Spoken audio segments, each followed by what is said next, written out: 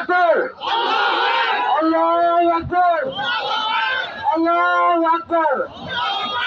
Man asbaha walam yahtam bi amril muslimin falaisa minhum.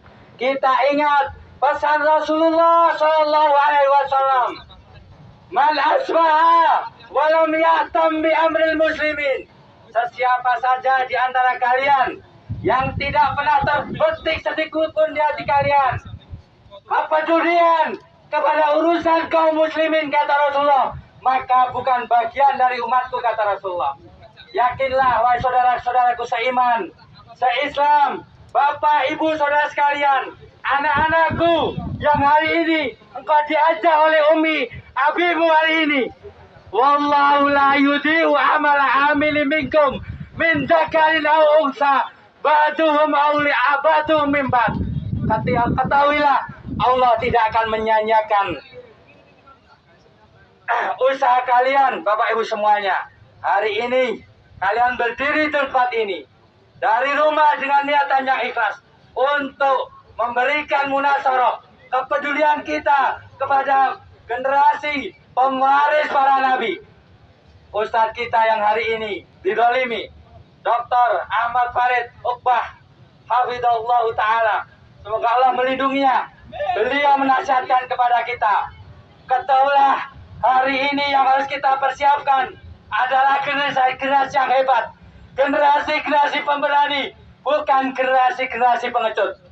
Ketahuilah para ulama-ulama kita hari ini, Dr. Farid Uqbah, Dr. Ahmad Zain An-Najah, Ustadz Anung Al-Hamad, kita tahu bahkan Allah mendidikan derajat para ulama. Allahu waliyul ladina amanu yuhrijuhum minadh dhulumati ilan nur. Mereka adalah pembimbing umat, pembimbing umat. Di tangannya lah kita ini menjadi umat yang hebat, umat yang hebat. Katalah Bapak Ibu sekalian, khususnya para ibu-ibu, ketika Salahuddin Al-Ayyubi menaklukkan para salibis, salah satu strategi yang beliau terapkan adalah menggerakkan seluruh para ulama. Yang kedua, menggerakkan para emak-emak, para ibu-ibu. Wahai ibu-ibu semuanya, keluarkan anak-anak kalian dari rumah-rumah kalian. Didik mereka menjadi generasi yang pemberani, bukan generasi pengecut. Kita tahu bahwa pemerintah penguasa ini adalah pengecut. Kenapa ulama-ulama yang ditangkap? Yang sebenarnya mereka adalah memberi peran yang besar untuk kemajuan negeri ini, membina umat, tetapi para pencundang, pengecut, koruptor, maling rakyat, uang rakyat, koruptor, ya PCR, kemudian vaksin ya, mereka adalah penguasa dan pengusaha. Artinya di balik semuanya ini adalah sebuah narasi rekayasa untuk menjatuhkan para ulama, untuk menutupi kasus-kasus yang hari ini mereka didesak untuk mengurus kasus korupsi PCR. Demikian pula masalah-masalah negeri ini yang tidak kunjung tuntas, yang tidak ada kejelasan.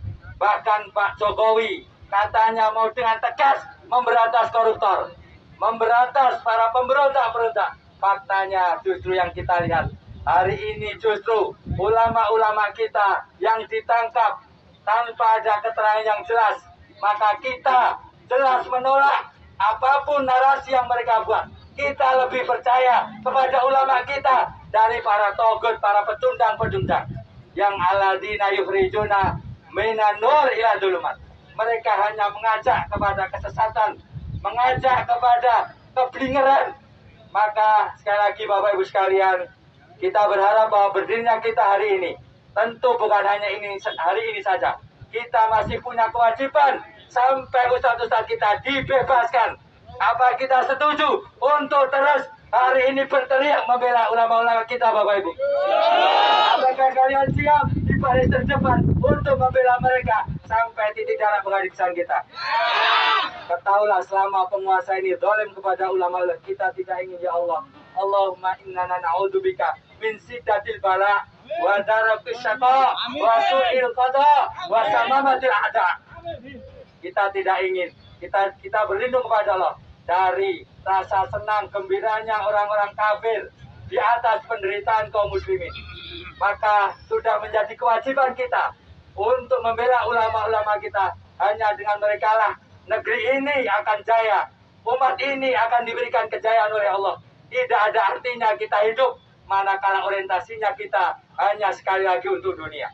Tetapi orientasi kita hanya untuk akhirat. Ridallahu tabaraka wa ta'ala bidara ini, di dua kehidupan, dunia dan akhirat kita. Semoga Bapak Ibu rahimahullah, sedikit ini semoga kita bermohon kepada Allah, kita terus berusaha di setiap sholat-sholat kita, di setiap tahajud kita doakan ulama-ulama diberi kekuatan, kesabaran menghadapi musibah hari ini. Dan semoga sesiapa saja yang menzalimi mereka ya Allah, musnahkanlah ya Allah, musnahkanlah ya Allah. Kalaupun ya Allah mereka Engkau beri petunjuk, berilah petunjuk. Tapi ya Allah, kalau mereka masih ngeyel ya Allah, masih di atas kedolimannya, hancurkan sehancur-hancurnya seluruhnya dan ante-antenya ya Allah. Allahu Akbar. Allahu Akbar. Allahu Akbar. Allahu Akbar. Allahu Akbar.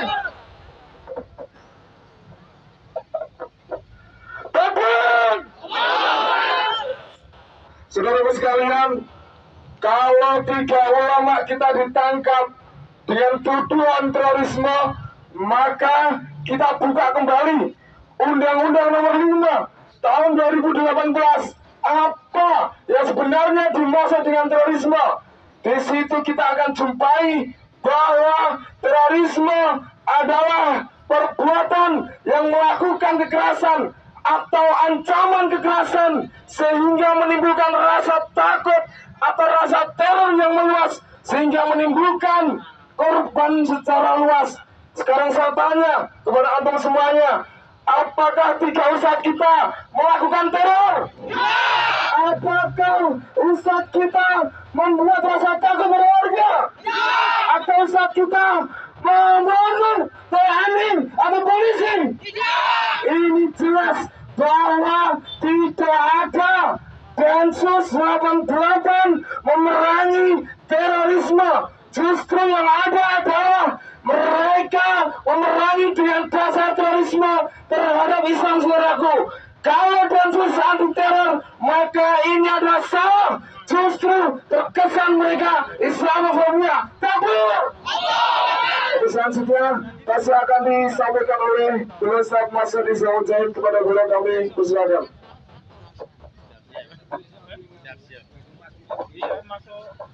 Semuanya kita minta takbir untuk menyemangati kita. Allahu Akbar.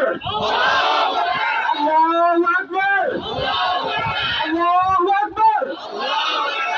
Assalamualaikum warahmatullahi wabarakatuh. Saudara-saudari yang saya cintai karena Allah Subhanahu wa taala.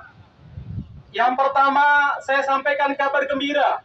Kehadiran Anda di sini di tengah teriknya matahari tadi dan sebentar lagi mungkin akan terjadi hujan. Yakinlah, ini pertanda Allah Subhanahu wa taala akan menyelamatkan Anda di dunia dan di akhirat. Di dunia dan di akhirat. Rasulullah sallallahu alaihi wasallam pernah bersabda, "Man radda ala irdi akhihi muslim, raddallahu wajhahu 'alan nar yaumil qiyamah." Barang siapa yang membela kehormatan saudara muslimnya, satu saja saudara kita yang terdolimi, kita bela, apalagi dia 3, apalagi dia para ulama, apalagi mereka pewaris para nabi, kita bela, maka kelak di hari kiamat Allah akan menyelamatkan wajah kita dari neraka. Amin ya rabbal alamin. Yang kedua, saya sampaikan bahwa kita selamat dari murka Allah. Kita selamat dari ditelantarkan oleh Allah. Rasulullah sallallahu alaihi wasallam mengancam, "Ma min mri'in musliman khaddala imra'an musliman fi mautinin tuttahku hurmatu wa yuntaqasu fihi min irdi illa khaddalahu Allah fi mautinin yuhibbu fi nusratah." Siapapun yang menelantarkan seorang muslim, satu muslim kita telantarkan, satu muslim kita telantarkan. Dia orang biasa, apalagi pewaris para nabi, apalagi wali-wali Allah Subhanahu wa taala, kita diam membisu, padahal kita bisa berbuat. Illa pasti khadalahullah, Allah akan menelantarkan dia di saat dia membutuhkan pertolongan Allah Subhanahu wa taala. Allahu Akbar. Yang kedua, saya ucapkan terima kasih kepada aparatur negara yang telah bersedia mengamankan acara ini. Saya berdoa kepada Allah, mudah-mudahan Anda tidak sebagaimana mereka yang mendolimi para ulama. Amin. Kalau tidak, azab Allah kepada Anda, azab Allah kepada keturunan Anda kalau sampai mendolimi para ulama.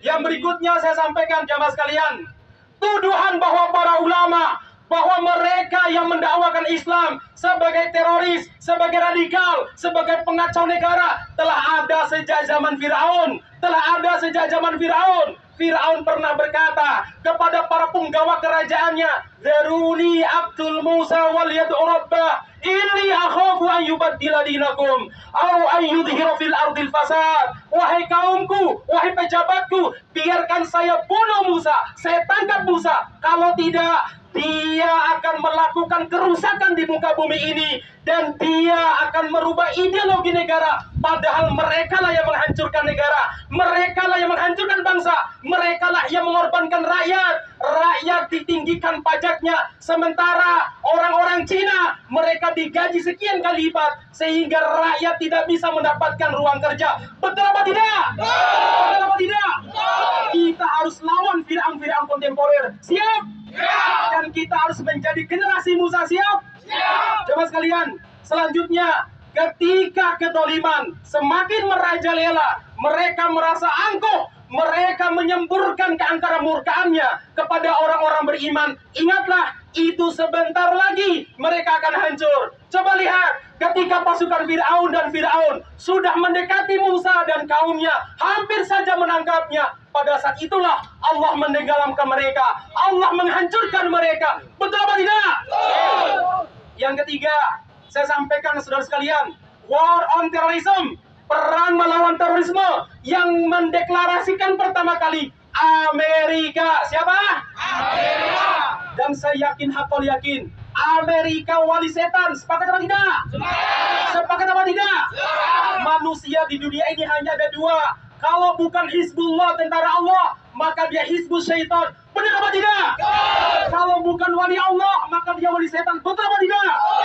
Maka para ulama wali Allah. Sampai An-Nawawi mengatakan, "Illam yakunil ulama awliya'an lillah, fala adri manhum awliya Allah." Kalau para ulama tidak kita sebut sebagai wali Allah, siapa lagi yang berhak menjadi wali Allah? Dan wali setan, kalau musuh, kalau berperang, pasti yang diperangi wali Allah. Betul apa tidak? Mereka adalah wali-wali setan dan mereka berperang di jalan Togut dan kita harus berperang di jalan Allah Subhanahu wa taala. Siap? Siap. Yang berikutnya saudara sekalian yang mudah-mudahan dirahmati Allah Subhanahu wa taala. Dulu ketika Hiroshima dan Nagasaki dibom atom, para ulama, para penggawa negara kita, founding father negara kita ingin memerdekakan negara. Tahukah Anda konsep negara yang pertama kali diajukan? Tahukah Anda negara berbentuk apa? Yang diusulkan oleh para ulama, Raden Rahmat, Ki Bagus Hadikusumo, Ki Haji Hasyim Asy'ari, dan ulama-ulama lain. Indonesia harus negara Islam. Anda tahu apa alasannya? Karena yang memperjuangkan negara ini, memerdekakan negara ini sejak Portugis di Selat Malaka, sejak Portugis menjajah Samudra Pasai. Ulama, betul apa tidak? Santri, betul tidak? Anda lihat sekarang TNI.